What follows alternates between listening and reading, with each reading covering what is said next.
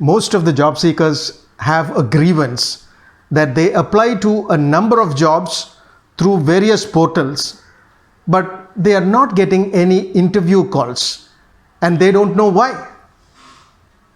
In this video, I'm going to tell you why you are not getting interview calls and what is to be done to be called for interviews.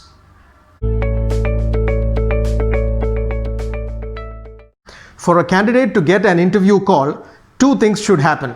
First, his resume should reach the recruiter, and second, the recruiter or the hiring manager should shortlist his resume. But due to the large volume of applicants for each position, at least 95% of the resumes get filtered out even before it reaches the recruiter. Let us understand how this process works.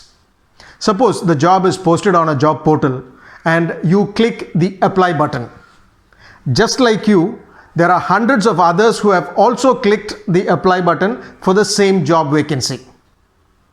Suppose there are 500 applicants for one vacancy. The recruiter will not be able to go through all the 500 resumes. So the system shortlists the resumes, and this is done by the system in two ways.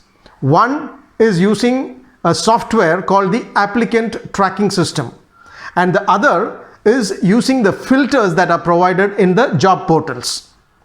So the computer shortlists the most suitable resumes as per its logic, and out of the 500 resumes, only about 10 resumes are sent to the recruiter's inbox. Then the recruiter or the hiring manager shortlists 4 or 5 of them to be called for the interview. Now the question is, how to be one among those 4 or 5 who are called for the interview? The first task is to get through the system screening. I had already told you that there are two ways in which the system shortlists or filters out the resumes. One is the applicant tracking system, and the other is the filters that are provided in the job portal. First, let us look at the applicant tracking system and understand how it works and how to get through it. The recruiters feed certain keywords into the applicant tracking system, and these words are picked out from the job description, experience required, skills required, and education required. These words will actually reflect the essential requirements for that particular job. Then, with these words as the base, the applicant tracking system scans your resume to find out if there are matching words in your resume, and then the matching words are listed under different categories like experience, skills, education, etc. Then, based on the extent to which your resume matches with the requirement, the system gives a rating to your resume, and only the top rated resumes are sent to the recruiter. Remember that all these things are done by the machine. So if your resume has to reach the recruiter, remember that the keywords in your resume should match exactly with the keywords in the advertisement for that particular job. Now you might think, should I redo my resume and customize it each time I apply for a job? Yes, you have to. Normally what happens is people prepare a general resume and upload it into the portals. Then it is updated only when there is a change in employer, a change in designation, a change in your educational qualification, or a change in your salary. But every day you look at the job portal and find that you have 2 or 3 job openings which seem to be suitable for you, and you click the apply button and wait for the interview call. But unfortunately, you don't get any interview calls and you become frustrated. But the right approach would be, instead of applying for 50 jobs in a month, apply only to 4 or 5 jobs where the requirements match exactly with your skills and experience. And each time you apply for the job, customize your resume. Then you can definitely expect better response. To be precise, interview calls. Now, after knowing this, the smart guys will incorporate all the important words from the advertisement into their resume. This strategy will get you through the applicant tracking system, because the system will only look for exactly matching words. But you should remember that the hiring manager will be interviewing you based on the same resume. And at that time, if you are not able to demonstrate all the competencies that you have mentioned in your resume, you will get rejected. So it is always better to be truthful and apply only for positions where the requirements exactly match with your credentials. There are certain other things that you will have to keep in mind while working with the applicant tracking system. One, don't put any information into the header and footer, because the applicant tracking system cannot read that. I have seen many people who put their name, phone number and email ID into the header and their address into the footer. Please remember that these information will be ignored because the applicant tracking system cannot read that. And if your contact details are missing, then as per machine logic, there is no point in taking your resume forward because you will not be contactable. 2, remove all colors, pictures and logos because applicant tracking system cannot recognize them. 3, use very simple fonts like Arial or Courier and ensure that the font size is 11 or 12. Don't keep it too small, don't keep it too big. 4, it is always better to upload a Word document, since some applicant tracking systems find it difficult to read a scanned document or a PDF. 5, thoroughly check the spellings, because if the spelling is wrong, the machine will not understand it and it will just ignore that word. 6, the order in which you write your work experience is very important. The applicant tracking system reads it in the order employer name, title, date. If you change the order, the applicant tracking system gets confused and ignores it. 7, to ensure that your resume is read correctly, use the exact keywords as in the advertisement. For example, if the advertisement calls for a person who is an expert in Microsoft Excel, and your resume says you are an expert in Microsoft Office, the machine will think that you don't know Microsoft Excel because you have not mentioned the word Excel in your resume.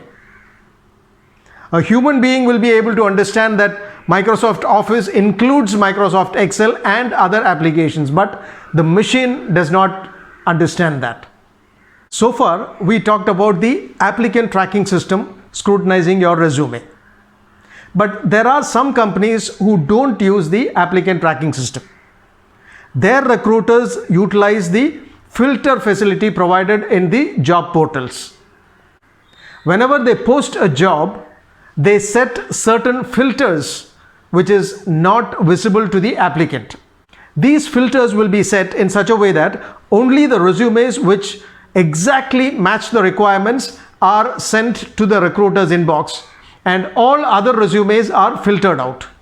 Let us see how this is done and what parameters are set as filters. Key skills. Among the various skills that are necessary, the hiring manager selects a few skills which are absolutely necessary for the job, and then those skills are set as the filter. So only the resumes which have all the necessary and indispensable skills will be passed through the filter. Work experience and salary range. This is the next filter that is set. Only the resumes that have the experience and salary exactly within the range that is specified in the advertisement will be picked up. All other resumes will be ignored. You may be having higher experience than what they are looking for, but unfortunately that will be filtered out. industry. Suppose you see an advertisement for a HR manager at a bank, and they have mentioned specifically that they need a person from the banking and financial services industry. You may be from a different industry, but everything else would be exactly matching. Your skills, experience, salary range, everything would be matching. And you would be tempted to apply for it. But unfortunately, even if you apply, you will not hear from them because your resume will be filtered out by the system itself. Your resume will not even reach the recruiter, because if they have mentioned that they need a person from a particular industry, they would have definitely set that as a filter. Educational qualification. There are certain jobs for which a particular educational qualification is mandatory. If they have mentioned that specifically in the advertisement, they would have definitely set that as a filter. So no other educational qualification will pass through the filter. So the moral of the story is, apply only for positions where your resume exactly matches all the mandatory criteria mentioned in the job advertisement. Otherwise, it is a waste of time because your resume will be ignored by the system. But is there a way out if I feel that I match all the criteria except one or two which I feel is not so critical, and I definitely want to be considered for this position? There is just one way, that is to bypass the machine and approach the recruiter directly. It is not so easy, but it is possible. Find out who the recruiter is, find out his phone number, speak to him, convince him, get his mail ID, and send your resume directly to his mail. So we have spoken about how the applicant tracking system works, how the filtering system on the job portal works, and what is to be done to make your resume reach the recruiter. After your resume has reached the recruiter, the human scrutiny starts.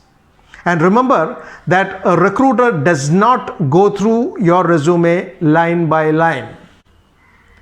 The recruiter's eyes first of all goes to the current company, current designation, and period of employment. Next, it goes to previous designation, previous company, and period of employment. If the recruiter is impressed by this, only then he reads your resume in detail. So please ensure that these details are prominently visible, preferably in the first page. And the rest will depend upon how your credentials match with the requirements compared to other applicants who have reached this stage. Thank you.